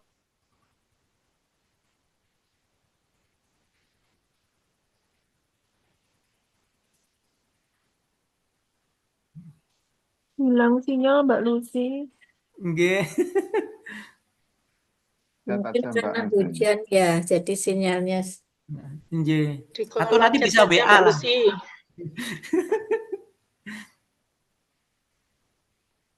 Mungkin nulis di chat aja Mbak Lucy. Nggih. Ini Pak Erwin ya di chat ya. Saat dulu kemoterapi masih di ruangan pernah saya menemukan yang awalnya HbA1c positif pada pasien kanker setelah menjalani siklus kemoterapi. Tapi saya sudah lupa apa kanker dan kemoterapinya. Lalu diketahui cek HbA1c menjadi negatif. Apa ada seperti itu ya? Nah ini pertanyaannya. Terus terang ini. Mohon maaf kalau Pak Erwin ini pertanyaannya saya tidak bisa menjawab Pak Erwin. Ini lebih ke apa itu? Saya juga belum pernah menemui nih. Kalau saya bisa menjawab, saya dulu lama di laboratorium klinik Pramita ya. Ini selama kurang lebih saya di Pramita itu 6 tahun. Jadi ini HbA1c ini kan pemeriksaannya nanti kan menggunakan antibodi ya. Jadi maksudnya antigennya gitu kan, yang diperiksa itu antigennya. Kemungkinan besar periksanya itu di laboratorium yang sama atau tidak. Nah ini kejadian di rumah sakit kami kemarin, diperiksa HbA1c di tempat kami itu pasien HD, itu hasilnya itu adalah negatif terus. Negatif terus, jadi kita tidak curiga sama sekali.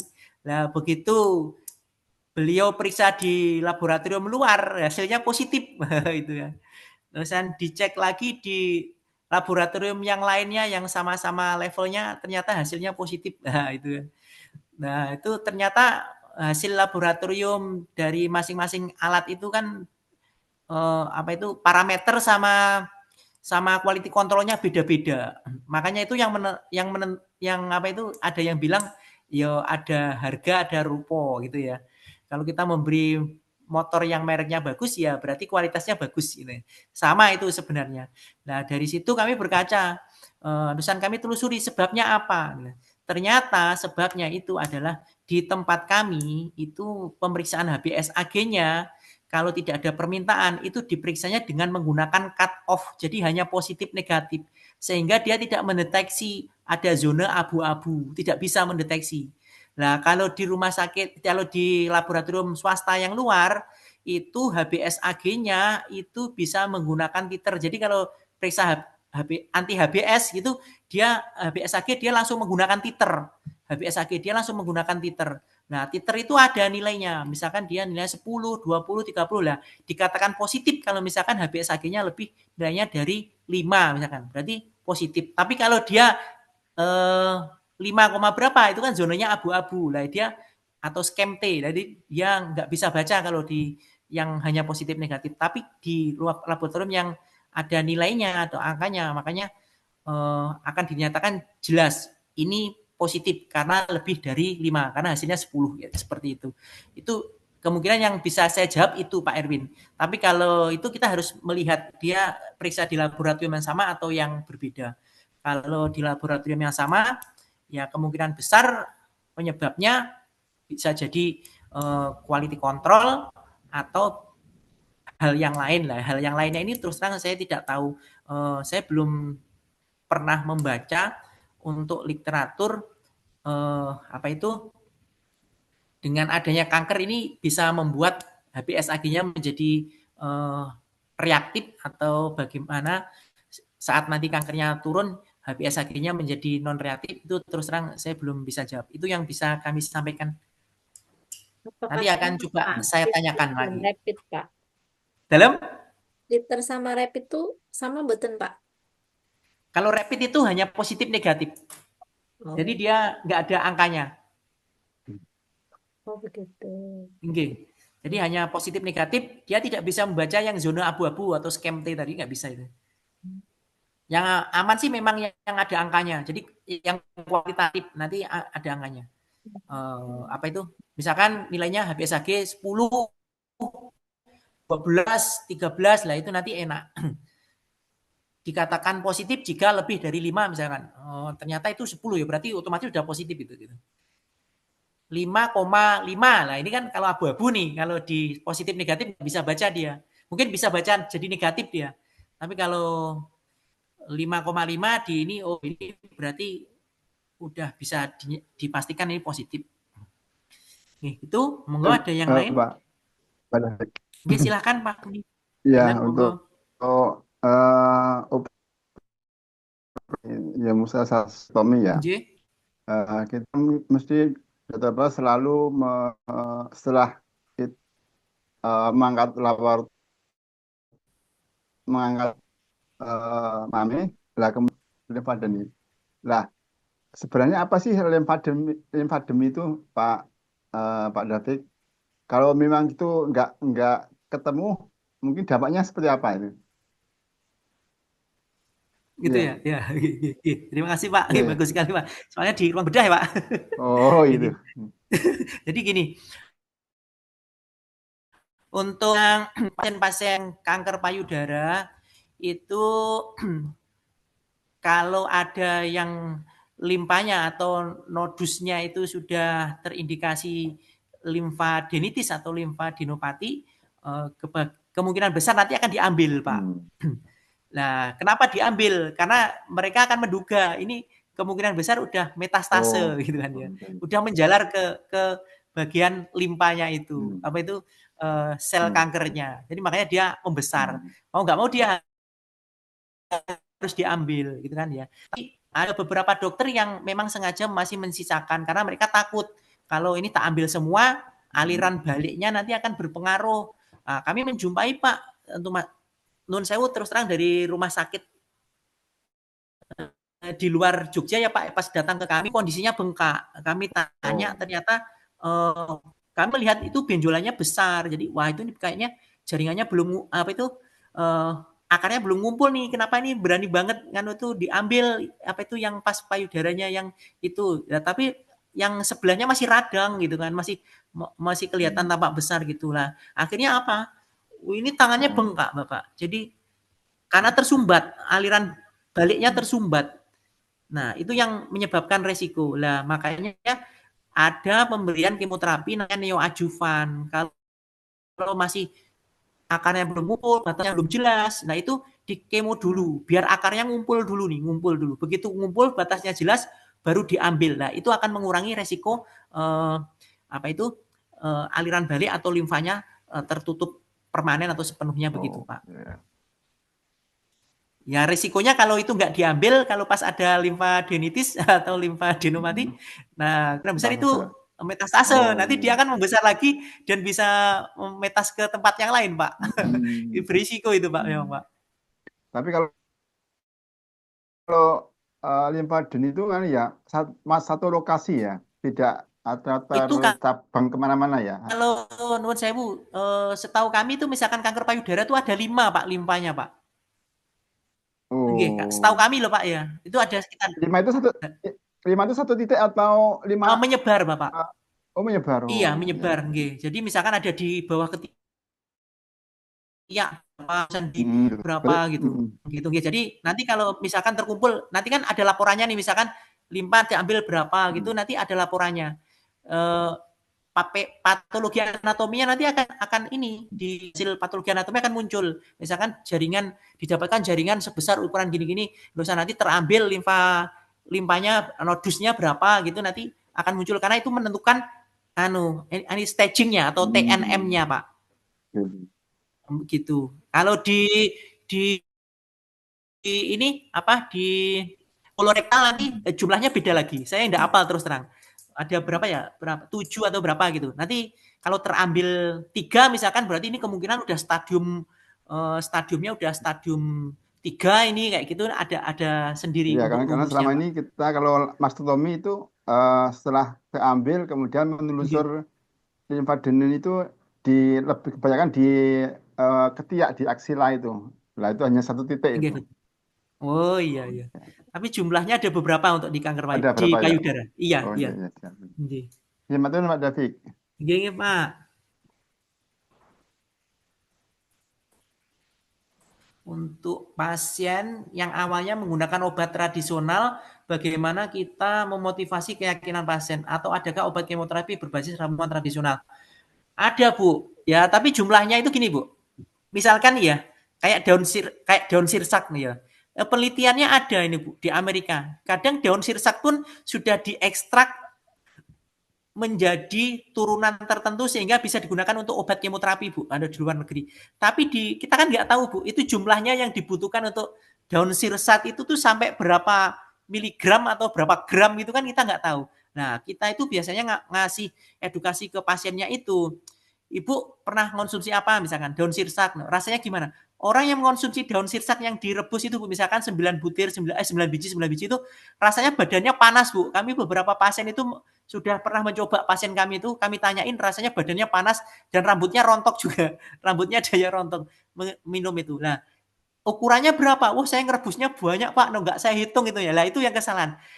Kalau tradisional itu dengan terukur kemungkinan besar bisa. Cuman secara empiris nuwun sewu belum ada publikasi yang secara ini, Bu, apa itu pasti atau banyak gitu loh yang penelitiannya di Indonesia itu belum ada.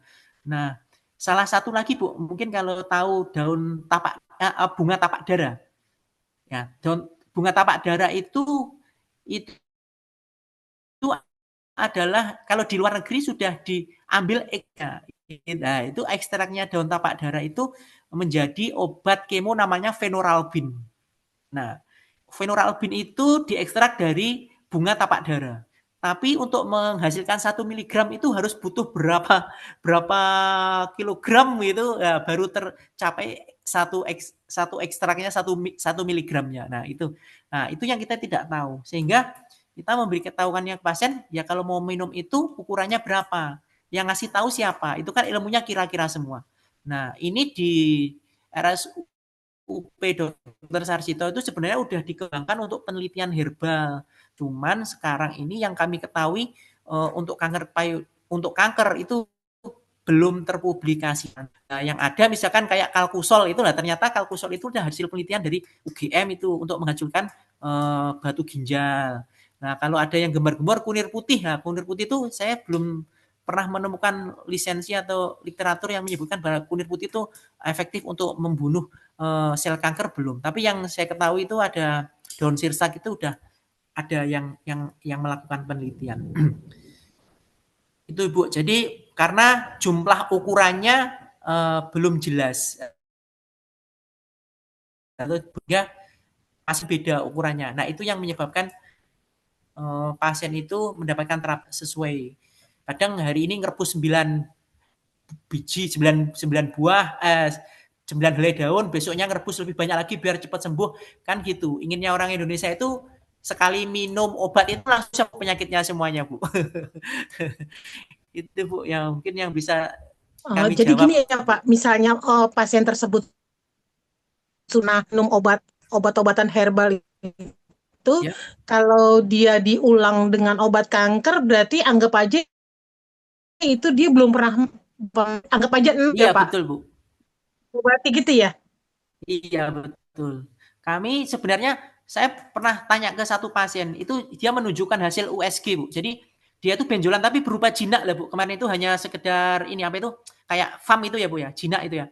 Dia minum obat, minum apa itu, daun sirsak itu rutin, Bu. 9 helai terus itu. Selama 2 minggu itu ternyata begitu di USG lagi tuh benjolannya hilang, Bu.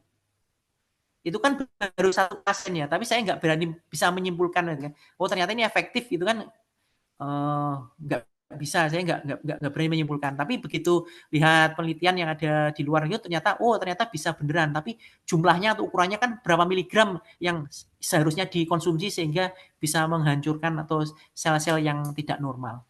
Jadi dianggap 0 aja Bu. Nanti kita mulai lagi. Kalau pasien kami ada yang kemoterapi terusan minum obat herbal, kami sarankan ke dokternya atau pasiennya lebih baik pilih salah satu dulu. Mau herbal dulu atau mau kemoterapi. Kalau herbal, silahkan lanjutin dulu herbalnya. Nanti soalnya yang dijadiin kesalahan itu yang medisnya, Bu. Nah, nanti tapi kalau ada obatnya jadi manjur, yang ditinggi-tinggikan nanti yang herbalnya. Jadi biar tahu obat yang mana yang efektif, herbal atau ini dulu. Nggih, Gitu, matur Bu. nuwun, Pak. J, Bu. Mohon izin bertanya, Pak David. Silakan. Kebetulan kan saya itu aslinya dari daerah Bantul tuh di Gosari, Pak. Itu satu RT di tempat asli saya itu yang terkena kanker itu sampai 8 orang. Jadi termasuk banyak gitu. Kemarin untuk kasus yang terakhir kan di kemo di PKU juga. Terus sempat seperti kayak mau penelitian itu kok satu RT jumlahnya banyak dan muncul kasus-kasus baru terus gitu loh Pak. Itu karena kira-kira gimana ya Pak? Karena sebenarnya kan di pedesaan untuk kayaknya juga makanan juga masih belum yang suka yang kayak McD kayak itu enggak masih tradisional banget. Tapi kok kasusnya bisa tinggi itu kita pencegahannya gimana ya Pak ya? Kemudian yang kedua Pak untuk terapi hormonal itu kan kebetulan juga saudara saya itu mungkin yang adjuvan ya Pak karena minum obat hormonalnya itu setelah selesai kemoterapi dan radiasi. Itu kira-kira berapa lama Pak untuk minum obat hormonalnya Ini itu? saudaranya laki-laki atau perempuan, Bu? Biasanya berapa lama? Perempuan, Oh, kasusnya mamai. mamai. Diminum Iya. sama suntik nggak, Bu? Iya. Enggak Pak, cuman minum ini tapi udah kemarin kan katanya 5 tahun itu berhenti. Ini ditambah lagi sudah hampir 7 tahun ini Pak. Jadi kayak menimbulkan kebosanan itu kan. Tapi kalau saya ditanya juga bingung jawabnya dokternya juga ya nanti dievaluasi. Evaluasinya seperti itu berapa lama ya Pak ya? Enggak, sudah lansia, udah 60 lebih. Oh, 60 lebih. Baik. Terima kasih, Bu. Ini tuh untuk pencegahan kanker ya, Bu. Sebenarnya yang paling utama itu adalah pola hidup ya, terutama makan. Jadi selama ini kita mengkambing hitamkan makanan instan ya, Bu ya. Sebenarnya itu hanya propaganda kalau menurut Gitu saya. ya, Pak ya. Propaganda untuk menjatuhkan yang paling utama itu kalau dari penelitian saya lihat itu adalah pengendalian ini Bu, apa itu faktor stres, pikiran ya, faktor stres itu sangat tinggi sekali. Jadi kalau saya dibaca di jurnal itu untuk yang kanker ini tuh kanker itu genetik tapi dia tidak serta-merta bisa menurunkan. Intinya apa? Genetik itu berarti kalau ada itu berarti punya resiko.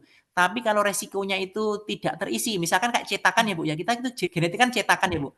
Nah, cetakannya itu kan masih kosong-kosong nih. Lah kalau cetakannya nanti diisi sama kita, ya berarti jadilah nanti kanker. Misalkan cetakannya ini kankernya ada 4 lah kita ya.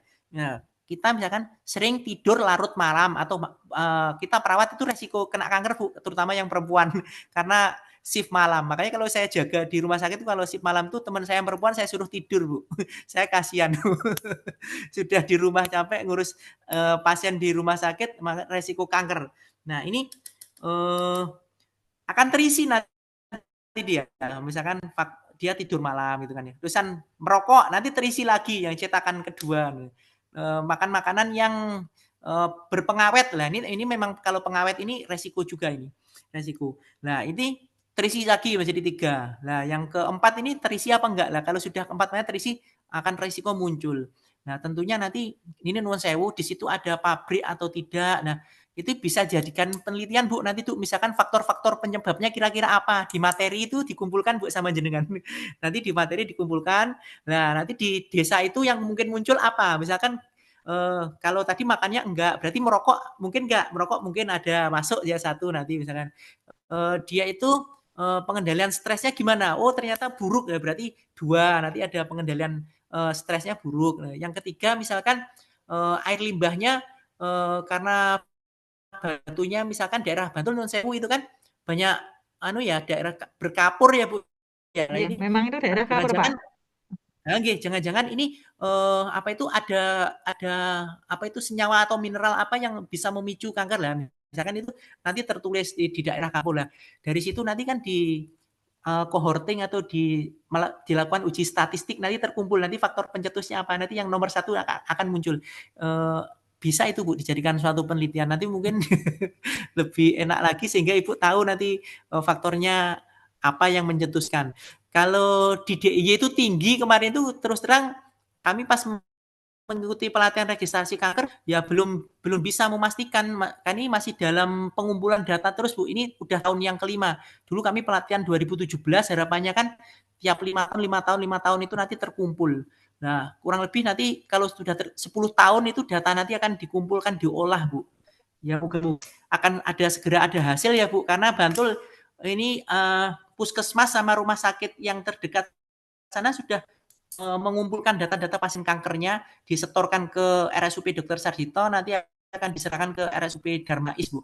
Moga-moga segera ketemu. Tapi nuwun sewu ini Bu, kami ada mini riset yang kami lakukan itu, kami itu pasien banyak itu dari daerah Sleman. Nah ternyata kami lihat di daerahnya tempat pasien kami itu ada pabrik Ibu. Nah itu ada pabrik benang apa pabrik kertas itu. Nah ternyata itu di lingkupnya situ. Lah kami menduganya satu Bu, itu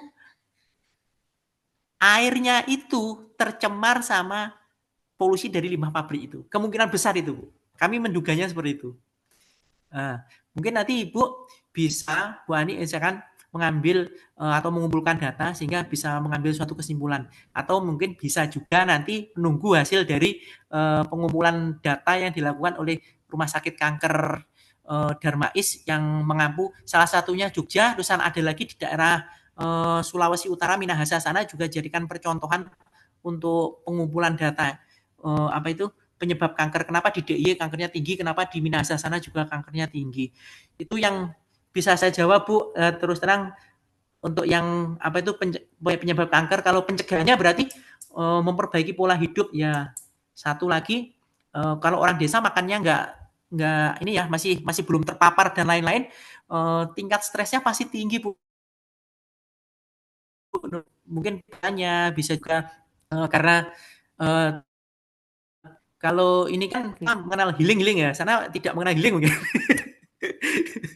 Healingnya pengajian bisa jadi Bu, itu sebenarnya ada penelitian Bu, ternyata tingkat spiritualitas yang tinggi itu dapat mengendalikan atau menurunkan angka stres dan dapat mengendalikan tingkat nyeri juga ternyata ya. Jadi sebenarnya bagus juga ada pengajian untuk ini jajikan healing ini.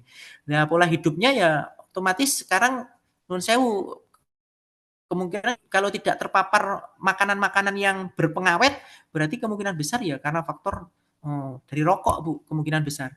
Ini teman kami kemarin yang di RSUD sini dari pasien-pasien yang kemoterapi itu dilakukan analisa data, ternyata rokok itu masuk urutan yang kedua Bu. Yang pertama itu adalah keturunan kalau di tempat kami itu kemarin itu. Baru berikutnya faktor makanan, pengendalian stres dan lain-lain. Nah, itu yang bisa saya jawab. Sedangkan untuk yang hormonal Ibu, hormonal ini sebenarnya pada 5 tahun pertama kalau aman sih biasanya nggak dilanjutin Ibu. Cukup gitu ya. Nah, kalau bisa sampai 10 tahun berarti ini langkah yang kedua progresif atau ditemukan tanda-tanda mau muncul lagi lah itu bisa diperpanjang untuk terapinya. Kalau dinyatakan sampai berapa tahun ini di Amerika kami mendapatkan catatan atau jurnal kemarin disampaikan oleh dokter kami pas waktu roundtable discussion itu sampai 12 tahun Ibu. Ini yang paling lama sekarang. 12 tahun terapi hormonalnya. Lama sekali kan. Jadi kalau kami menjawabnya ya kita besarkan hatinya saja, anggap saja itu permen. Tapi ya kalau sesekali lupa minum obat ya wajar lah. Yang penting kan apalagi usianya udah di atas 60 tahun itu sebenarnya tidak perlu dikhawatirkan yang terlalu berat kalau dia sudah pernah mendapatkan kemoterapi sebelumnya. Apalagi sudah sampai pengobatan selama 5 tahun itu harusnya tidak terlalu dipikirkan terlalu berat. Yang bisa kami jawab Bu Ani. Nggak terasa sudah maghrib. Iya kan, mau jam 18 kan.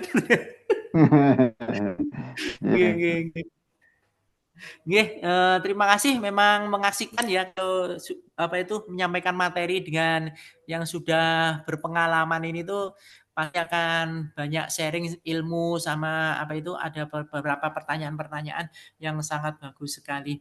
Itu aja, apabila dalam menyampaikan hal-hal tadi ada yang tidak berkenan di hati, kami mohon maaf yang sebesar-besarnya karena kebenaran itu hanya milik Allah semata dan kami banyak salah dan khilafnya. Kami akhiri. Wabillahi taufik wal hidayah. Wassalamualaikum warahmatullahi wabarakatuh. Waalaikumsalam warahmatullahi wabarakatuh. Nggih, mohon izin, matur suwun.